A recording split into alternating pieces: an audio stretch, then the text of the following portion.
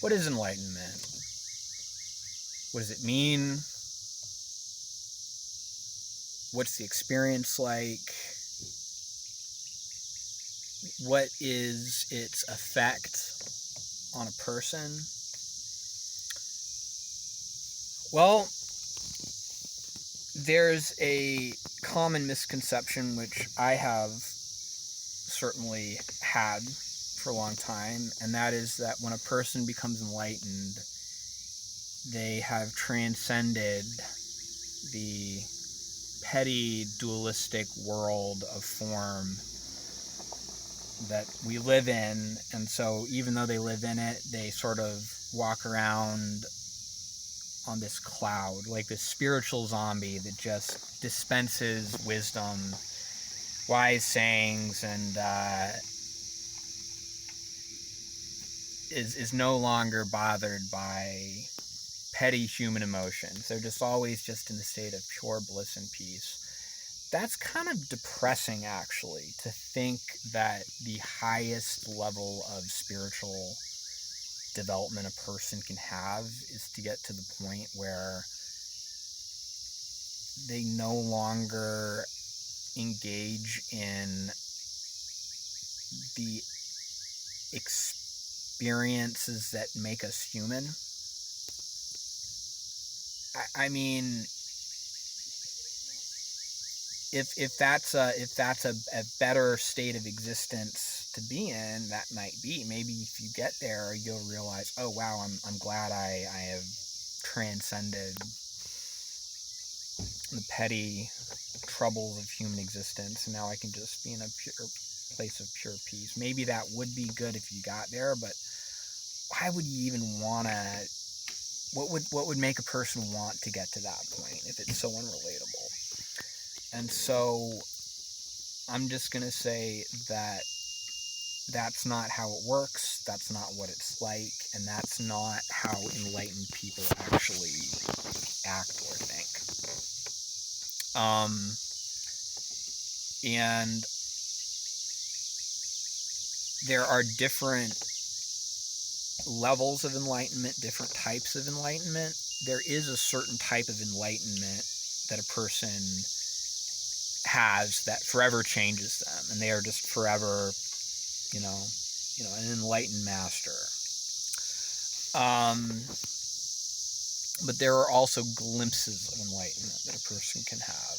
Moments of satori, moments of nirvana, moments of seeing through duality. And I have experienced those. And so they haven't been experiences that permanently transform me to where I can say right now I am enlightened. I'm not. But I've gotten enough glimpses to be able to grasp what it is and what it's not. So that's where I'm coming from when I talk about it. So I want to break it down in future videos, and I want to talk about duality, non-duality, and nirvana. I want to talk about satori and zen, and we'll get into all that. So the point of this video isn't to explain in depth what enlightenment is. It's more to say what enlightenment is not, and that you don't have to worry about it being something that makes you not even like a person anymore. Because enlightened people and or people that are on the path towards enlightenment, such as monks and Zen masters and all that, they have a ton of personality, and they laugh a lot, and they have emotions. They get sad, they cry. The difference is they don't stay there. They're able to have those human emotions, but return to a place of peace a lot faster. And that's a good thing. There was a story about these two monks. One of them, his parents had died, and he was crying, and the other monk said, "Why are you crying?"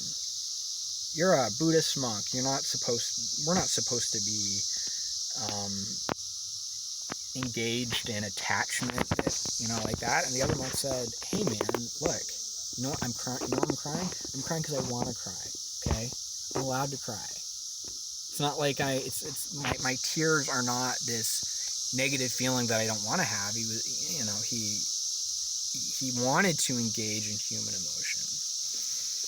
And so in that sense, you could say that the difference between the pain that somebody goes through when they are enlightened versus the pain that somebody goes through who are not enlightened is that an enlightened person can feel pain and sorrow and grief,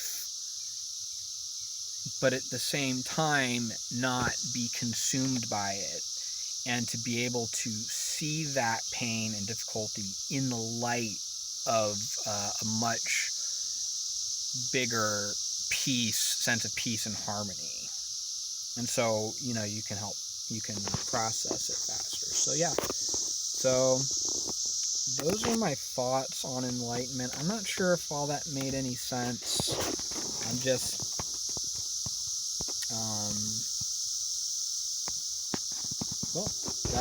that's all I got to say for now. Stick around. We're going to talk about the nature of duality, the paradox of non-duality,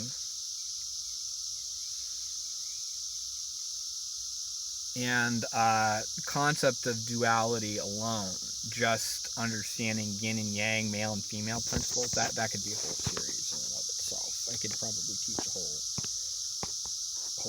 class just on yin and yang. I would need to do a little more research myself, but yeah. So that's that.